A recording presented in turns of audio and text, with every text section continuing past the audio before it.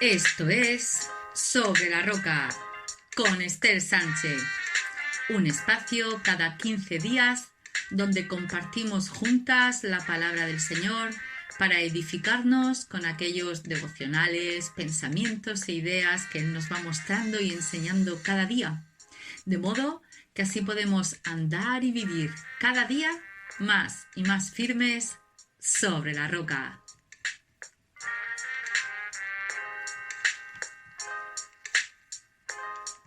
Hola, hola, queridas amigas que nos escucháis fielmente cada 15 días, el primero el sábado del mes y el tercer sábado del mes, esperando ya nuestra emisión con ganas e ilusión, y eso es maravilloso porque tenemos hambre de la palabra y de conocer más, ¿verdad?, de nuestro Dios. ¿Qué es lo que Dios nos quiere mostrar hoy? ¿Qué nos quiere revelar de sí mismo? Porque lo más maravilloso es conocerle a Él y el poder de su resurrección, ¿verdad?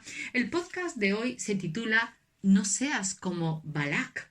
Bueno, pero para no ser como Balac, necesito saber quién es Balac, ¿verdad?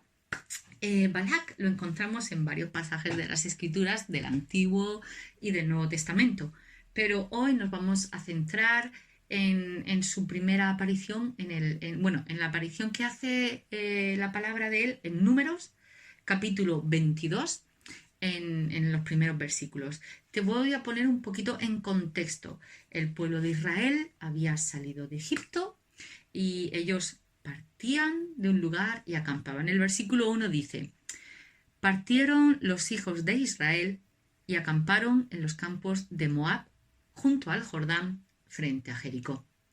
Ellos llevaban 40 años vagando por el desierto, haciendo precisamente lo que dice este versículo: partir y acampar, partir y acampar, partir, salir, recoger todo, caminar, acampar, estar ahí un tiempo, partir, acampar. Pues esto es lo que hicieron una vez más, pero llegaron frente a Jericó. Aquí ya estaban llegando al final de su viaje. Esta era su última parada en el lado este del Jordán. Y están cerca de Moab, que también está en el lado este del Jordán. Y en el versículo 2 dice: y vio Balac, hijo de Zippor, todo lo que Israel había hecho al amorreo. En el versículo 4 se nos dice que Balac era el rey de Moab. ¿Y qué es lo que Israel había hecho al amorreo? Pues como lo había hecho, viene antes, pues vámonos al capítulo de antes. Israel había derrotado, los derrotaron. Israel quería pasar por la tierra de los amorreos, pero este pueblo vino a atacar a Israel y ellos se defendieron y vencieron. Y también vencieron al rey de Basán. También los vencieron. Derrotaron a dos reyes: al rey Sehón Seón, que era el rey de los amorreos, y derrotaron a Og, el rey de Basán. Y claro, pues se corrió la voz que aquellos nómadas sin ejército, sin estructura, errantes por el desierto, habían derrotado a los dos reyes grandes y poderosos. No eran dos reyes pequeños. Había sido la mano de Dios que estaba con ellos. ¿Y qué pasó? Que el temor de Dios se extendió por todas las provincias, de a ver qué pueblo es este tan poderoso que no veas cuando tenga ejército. Porque sin tener ejército hacen esto, pues imagínate si tuvieran ejército. Y claro, ¿qué le pasó a Balac? ¿Qué le pasó a Balac? Versículo 3. Moab, o sea, toda la ciudad, tuvo gran temor a causa del pueblo, porque era mucho, y se angustió Moab, o sea, toda la ciudad, a causa de los hijos de Israel. Balac estaba asustado, tuvo también el gran temor. Balac sabía cómo habían vencido y él está con miedo, se siente inseguro y se siente aterrorizado. Este versículo 3, cuando dice tuvo gran temor, otras versiones dicen que Moab, toda la ciudad de Moab, estuvo abrumada por el miedo o que estuvieron enfermos de pavor. sea, está el rey tan aterrorizado que se siente enfermo. Y un detalle curioso es que Balac significa devastador. O sea, en este momento era un devastador asustado de ser devastado. El devastador asustado de ser devastado. ¿Por qué se siente así? Porque él o no conocía, o no recordaba, o no creía una pauta y una promesa que Dios le había dado a Moab. Los moabitas eran descendientes de Lot. Y esa promesa la encontramos en Deuteronomio capítulo 2, versículo 9. Deuteronomio capítulo 2, versículo 9. Dios le dice a Moisés: no molestes a Moab, ni te empeñes con ellos en guerra, porque no te daré posesión de su tierra, porque yo he dado a Ar, esa tierra, por heredad a los hijos de Lot. Pero es que en el versículo 18 se lo vuelve a decir 2 veces. O sea, 2 veces Dios le da al pueblo de Israel la instrucción de no tocar a Moab, que esa tierra es suya, que Dios se la había dado. Pero sin embargo, Balac estaba abrumado, asustado, aterrorizado de pavor. Si Balac hubiera o bien conocido, yo creo que sí, la conocía, pero si Balac hubiera, vamos a suponer que no importa, pero si la hubiera conocido, la hubiera recordado y la hubiera creído, cuánto suplicio y cuánto sufrimiento no se habría ahorrado, ¿verdad? ¿Cuántos sufrimientos se habría ahorrado? Ahora estaba asustado de pavor, aterrorizado, porque ve que es la mano de Dios y que no hay ejército que pueda derrotar a ese pueblo nómada y casi medio mendigo, pero que no eran pobres. Y eso me hacía pensar, ¿y yo? ¿Cuántas veces nos libraríamos nosotras de dudas, temores y ansiedad, desvelos, si conociéramos, recordáramos y creyéramos las promesas de Dios? Balac se dejó llevar por el temor, hizo una alianza con los madianitas, se buscó un hechicero, luego tuvo malas tretas para influenciar y corromper al pueblo de Dios, y eso luego le pasó factura. Y lo mismo nos ocurre a nosotras, ¿verdad?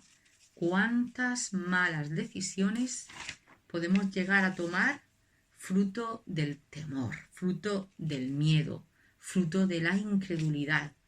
Las promesas, necesitamos conocer las promesas sobre todo de quién es Dios, que Dios es inmutable, que Él no cambia, que Él es protector, que Él es justo, que Él cumple su palabra, que Él nunca ha dejado un justo desamparado.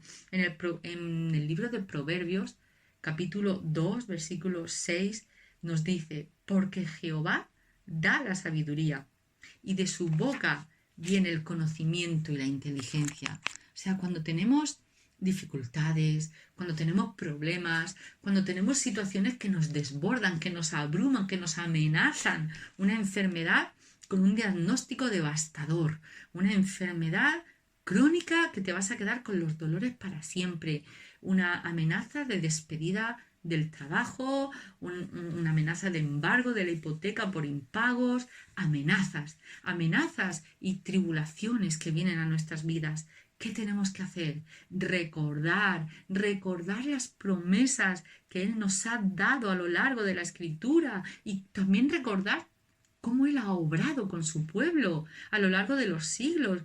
Las historias, los sucesos del Antiguo Testamento no están puestas simplemente para historias y ay qué bonito, sino para aferrarnos a ellos y agarrarnos a ellas. Mira que nos dice Proverbios capítulo 3, versículo 1. Hijo mío, pero bueno, como esto es para nosotras, vamos a decir hija mía. Hija mía, no te olvides de mi ley, y tu corazón guarde mis mandamientos. En el versículo 3, nunca se aparten de ti la misericordia y la verdad. átalas a tu cuello, escríbelas en la tabla de tu corazón. Y eres Cristo. Cristo es la verdad es su palabra, la verdad de sus promesas. Y en el Salmo 119:11, el salmista decía, en mi corazón he guardado tus dichos para no pecar contra ti. O sea, no creemos las promesas de Dios. Por eso muchas veces nos atribulamos, nos angustiamos. Y ojo, no quiere decir que vamos a ser impasibles ante los problemas y nos vamos a volver frías, no vamos a sentir. El propio Jesús sentía compasión de las almas. Cristo intercede, el Espíritu Santo intercede por nosotros con gemidos indecibles, ¿no? de la pasión. Entonces, ¿qué tenemos que hacer? Escudriñar las escrituras, Lo dijo Jesús en Juan capítulo 5, versículo 39. Escudriñar las escrituras, porque ellas son las que dan testimonio de mí. Amigas, seamos mujeres de la palabra, que la palabra de Dios sea nuestro libro de lectura principal. No salgas de casa sin haber leído un capítulo de Proverbios, sin haber leído un salmo, sin haber leído el capítulo de tu lectura. No salgas de casa sin haber leído la palabra de Dios. En el coche, ponte podcast, ponte audios, ponte predicaciones de camino. Si vas andando, cógete unos auriculares que son baratos, eso con cable. No te hace falta tanta tecnología, que los Bluetooth son más caros. Unos de esos de cable baratos en los multiprecios.